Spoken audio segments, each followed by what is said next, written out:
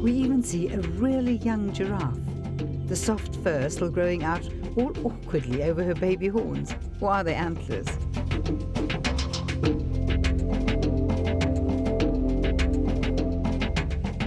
And we witnessed something I've never seen in all my years in Africa. A territorial fight between two dung beetles for possession of the largest ball of animal droppings I've ever seen. Extraordinary combat for an extraordinary prize.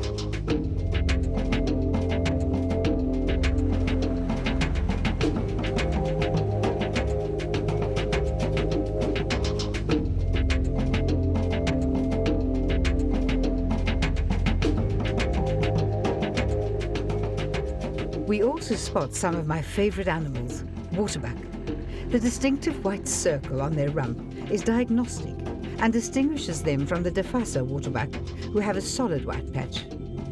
But our waterbuck look like they've just sat down on a newly painted loo seat. Kapama is well stocked with examples of the big five, but we're only fortunate enough to see a breeding herd of buffalo. The big old irritable bulls stay hidden, as do the elephant, who tend to disperse when the rains come. We miss leopard and lion and rhino too, but that's Africa. Still, it's always a privilege just to be in the bush. And the camp at Kapama is one of the most charming I've ever visited. This is old-style Africa, without pretension and without the glitz that often spoils so many of the new generation camps.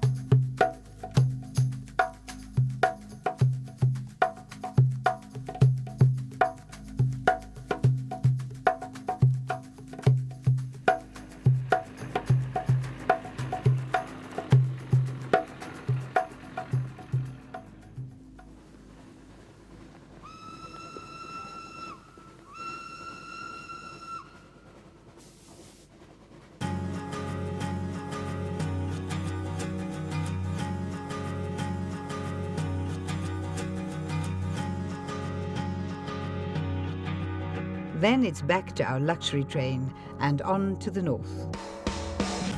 I decide to explore the observation car and take pleasure in the opulent furnishings, the fine leather and the rich brocades, the unique Lloyd loom chairs that look like they belong on the veranda of a settler's home outside Nairobi or Dar es Salaam. The attention to detail is absolutely flawless.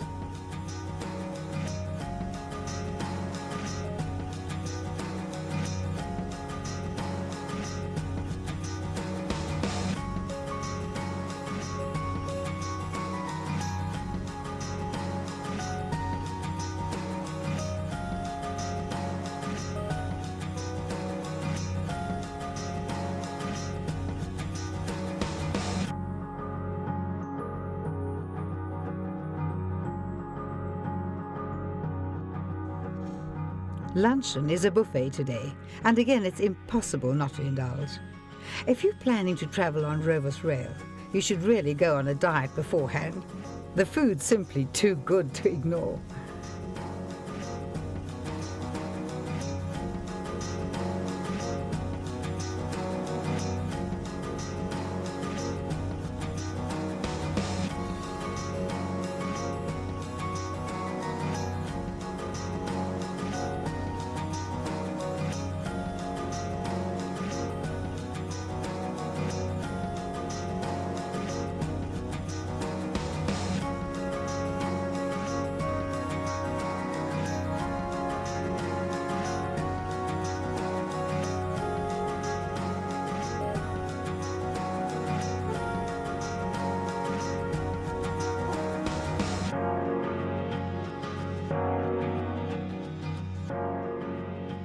When we stop to change locomotives, I seize the opportunity to write up my diary.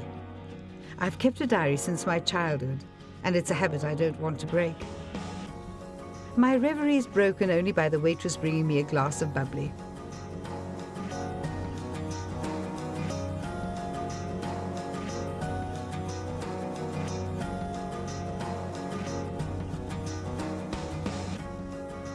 The manners of the staff are impeccable. They seem to have a sort of sixth sense that tells them when to leave you in peace.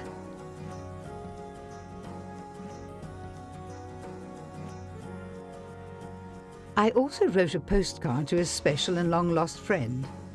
This can be foolish or dangerous, or both.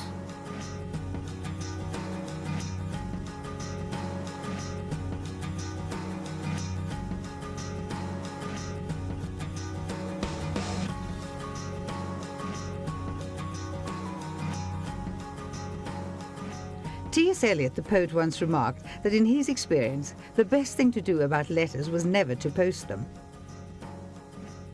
I share some of his ambivalence. There's something so final about consigning a letter to a postbox, isn't there? Shakespeare was wrong.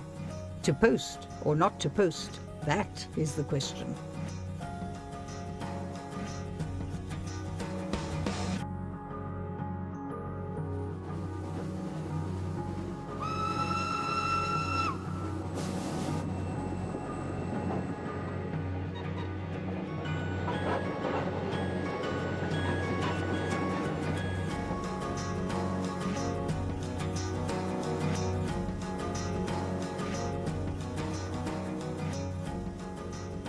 Breakfast was as delicious as ever, and soon we were disembarked at Polokwane for the second stage of our romantic trip into Africa.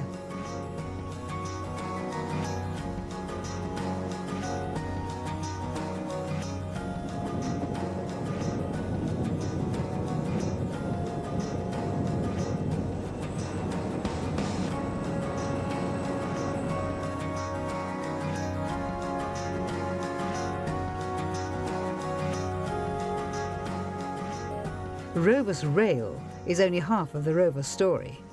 The other half is Rovos Air.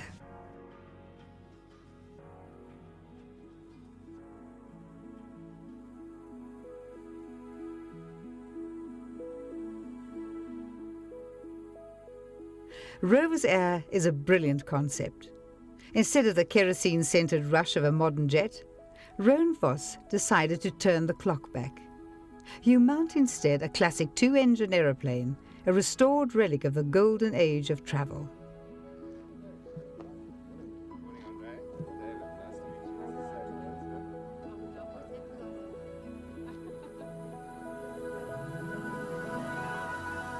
Rovos Air has two of these Convair 440s, along with a really lovely 1944 vintage DC-3 Dakota. They've been completely refitted and refurbished. Wood panelling, leather button seats. This is the way to travel, slowly and beautifully.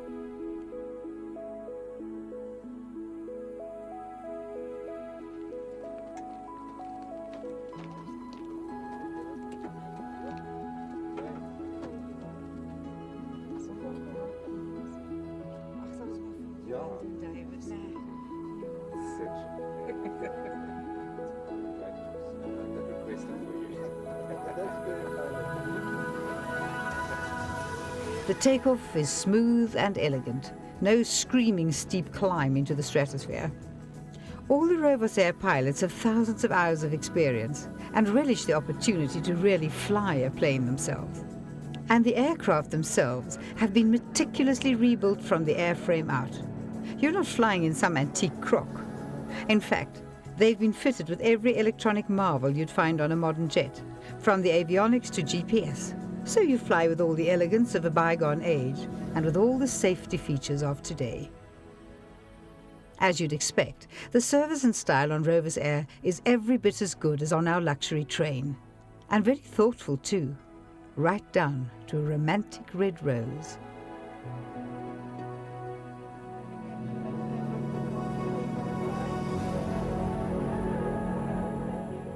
Naturally, I order a Bloody Mary and enjoy some of the delicious canapes that Rovos Air is so famous for.